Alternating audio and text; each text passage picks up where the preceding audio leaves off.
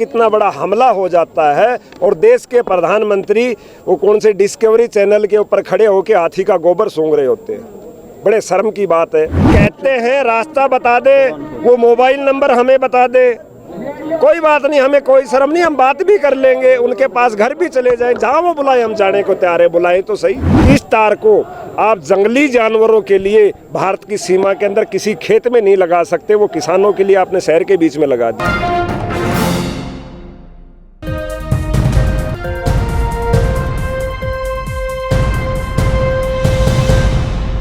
पुलवामा हमले की दूसरी बरसी आज है और इस वक्त गाजीपुर बॉर्डर पर मौजूद हूँ और मेरे साथ जवान मौजूद हैं। आपने अक्सर इनको फेसबुक पर अपनी आवाज़ बुलंद करते हुए देखा होगा।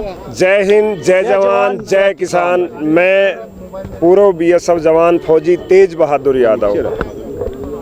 आज जिस प्रकार से हम सभी सैनिकों ने यहाँ गाजीपुर बॉर्डर पे सुबह जवानों को श्रद्धांजलि दी और अभी शाम को 7 बजे से हमारे शहीद जवानों के लिए श्रद्धांजलि देने के लिए कैंडल मार्च का प्रोग्राम किया। आपके माध्यम से मैं पूरे देशवासियों को बताना चाहता हूं, शायद गोदी मीडिया ये चीज़ ना दिखाए कि पुलवामा हमला कैसे हुआ।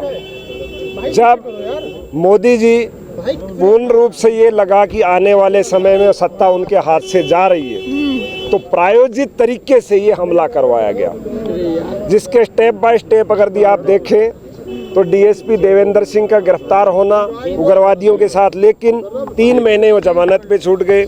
अभी कुछ दिन पहले इनके महान पत्रकार अर्नब गोस्वामी उनकी चैट का सामने आना, तो ये सारा इशारा करते हैं कि जो पुलवामा हमला जो था वो एक साजिश के तहत रची गई साजिश थी और जिसके अंदर मोदी सरकार लिप्त है।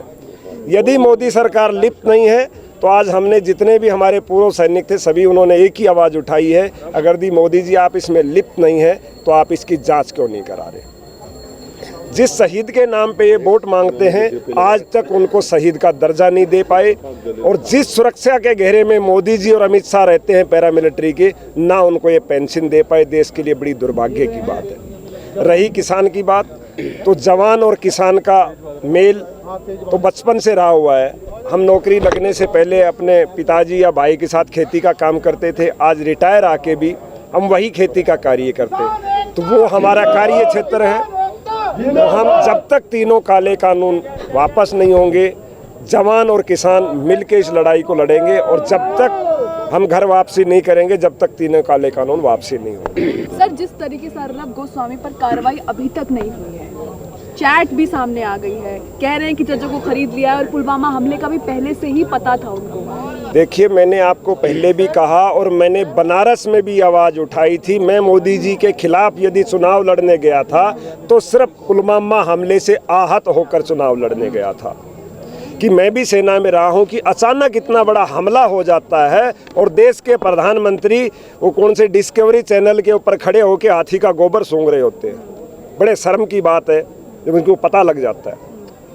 ताकि देश के सामने सच्चाई ला सकूं मैं एक सैनिक होने के नाते, कि अपने आप को चौकीदार समझते, अब जो है सीमा के असली पहरेदार और चौकीदार इनकी जो पोल खोलने के लिए हम बनारस गए थे। आज भी मैं ये कह रहा हूँ कि वो जांच किसकी कराएंगे, जो खुद हमले में सम्मिलित हो वो जांच किसकी कराएंगे। लेकिन क्लियर है ना मामला कि पाकिस्तानी थे, आतंकवादी थे वो लोग। भाई नाम बताए कौन था, कोई जानता है? देश का व्यक्ति नाम उजागर किया, जो बम लेके गया, जो गाड़ी में मारा गया, कोई देश का व्यक्ति जानता है? मुझे बताए कोई व्यक्ति जानता हो।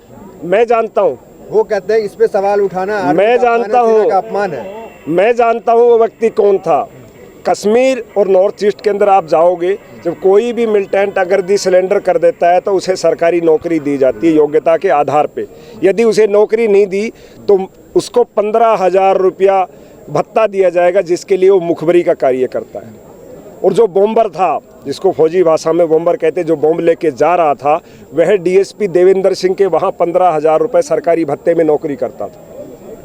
और पैरामिलिट्री का एक अपना नियम है, वो किसी भी बीट पे जब ड्यूटी करती है वहाँ स्थानीय प्रशासन के अधीन वो ड्यूटी करती है। डीएसपी देवेंद्र सिंह के अधीन जो है सीआरपी वहाँ ड्यूटी कर रही थी, और जो डीएसपी देवेंद्र सिंह का मुखबिर है वो अगर आरडीएक्स लेके जाता है तो फिर इसका इशारा कहाँ जाता है।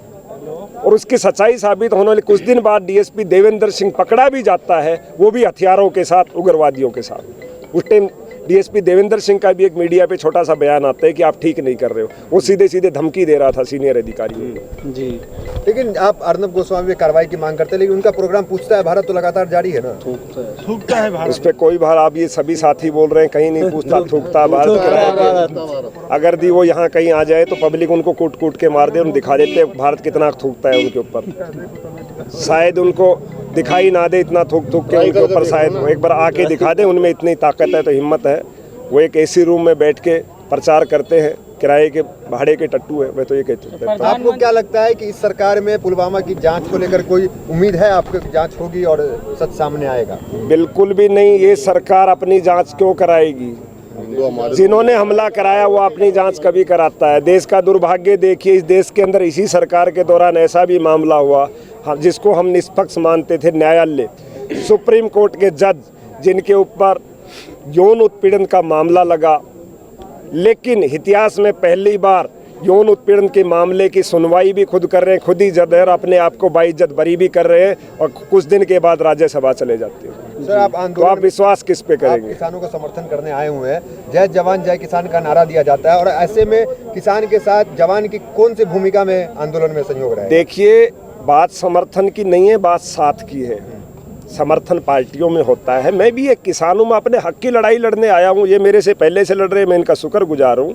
मेरे भी पास भी जमीन है, मुझे भी पता है कि मेरा हक क्या है। नहीं, आप एक तो मैं जवान अपने हैं, हक की जवान लड़ाई रहे हैं, तो लड़ने आया क्या हूँ। भूमिका होगी जवानों की, जो भी देखिए, पुलिस सैनिक है तमाम? हमारे जितने भी जो साथी जवान हैं, जिस प्रकार से युद्ध में प्लानिंग की जाती है, तो हम तो इतना ही कर सकते हैं कि इनको तरीके बता सकते हैं कि दुश्मन से लड़ना कैसे है। लेकिन दुश्मन में फ़र्क है, वो दुश्मन सामने होता है, ये दुश्मन हमारे घर में है, लेकिन है ये भी हमारा दुश्मन जो हमारी जीवनी छीने। आपने ही चुन के लाई, दुश्मन कैसे हो गया? तो कोई बात नहीं, हमने चुनी है तो हम ही उसको उखाड़ के फेंकेंगे ना। हमने कब मना किया कि हमने नहीं चुना? हमने पहले कांग्रेस को भी चुना था। आज कांग्रेस की क्या हालत है, तो वही हालत इनकी भी करके दिखाएंगे। कानून तो इसलिए लाया कि जो कांग्रेस के टाइम में आत्महत्या होती थी वो रुक जाए। अच्छा, अब आत्महत्या बंद हो गई। 200 आप किसान मर रहे हैं आत्महत्या बंद हो गई, कितने 200 किसान तो यहाँ मर चुके हैं हर घंटे में। कैसे कह सकते हैं आप? अब देखिए, वो बताएंगे ना क्या हुई। बात आत्महत्या की नहीं है, ये बात अब तो आ गई मान और सम्मान की। वो ये किसान है जो पूरे देश का पेट भरता है। मोदी जी गोबर नहीं खाते, रोटी खाते, और इसी किसान की पैदा हुई खाते हैं। जब प्रधानमंत्री कहते हैं कि बातचीत का रास्ता खुला हुआ है, तो आपको नहीं लगता कि आंदोलन को रास्ते को छोड़ उस रास्ते को भी ट्राई किया जाए? आप अपना कैमरा लेके जाइए, आप दिखाइए रास्ता कहाँ है। आप रास्ता खोल दीजिए, हम खुद चले जाएंगे। प्रधानमंत्री स्वयं कहते हैं, संसद में कहते हैं रास्ता बता दे, वो मोबाइल नंबर हमें बता दे, कोई बात नहीं, हमें कोई शर्म नहीं, हम बात भी कर लेंगे, उनके पास घर भी चले जाएं, जहाँ वो बुलाए हम जाने को तैयार है। बुलाए तो सही, बुलाते तो है नहीं। इतनी बड़ी किलेबंदी कर दी, पता है कौन सा तार लगाया गया है, और अब वो कहाँ मानव अधिकार मर गया जो अवार्ड लौटा रहे थे पहले थे, आज वो भी कहीं सामने नहीं आ रहे। बहुत से लोग जो पहले बड़ी वो करते थे कि देश में ये हो रहा है वो हो रहा है, मैं उनसे पूछना चाहता हूँ, यहाँ पर जो तार लगा है वो मानव अधिकार का उल्लंघन है सरेआम। इस तार को आप जंगली जानवरों के लिए भारत की सीमा के अंदर किसी खेत में नहीं लगा सकते, वो किसानों के लिए आपने शहर के बीच में लगा दिया। ये सिर्फ बॉर्डर पे लग सकता है, ये भी मानव अधिकार का भी उल्लंघन, लेकिन मानव अधिकार भी आज गायब है। चलो फिर कैंडल मार्च का समय हो गया। जी बताइए। मंत्री कह रहे हैं किसान तो ऐसे ही मरते रहते हैं, ये नया किसान थोड़ी है आंदोलन मरना। में ना होते तो वो अपने घर पे मरते। अच्छा, उनका कहने का तो क्या है, वो कुछ भी कहें, उन लोगों का इतिहास आप सब जानते हो। अब उनके कहने से अगर वो यही चाहते हैं हमारा मोरल डाउन करे या किसी तरह, लेकिन कोई बात नहीं, उनकी जो सोच है, छोटी मानसिकता है, हम उनको इस पे कुछ नहीं कहेंगे।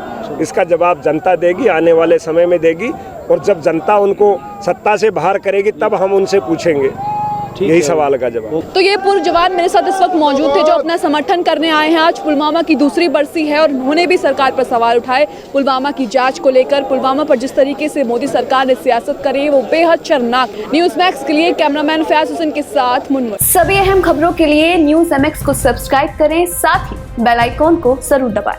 लाइक, शेयर, कमेंट करना ना भूलें।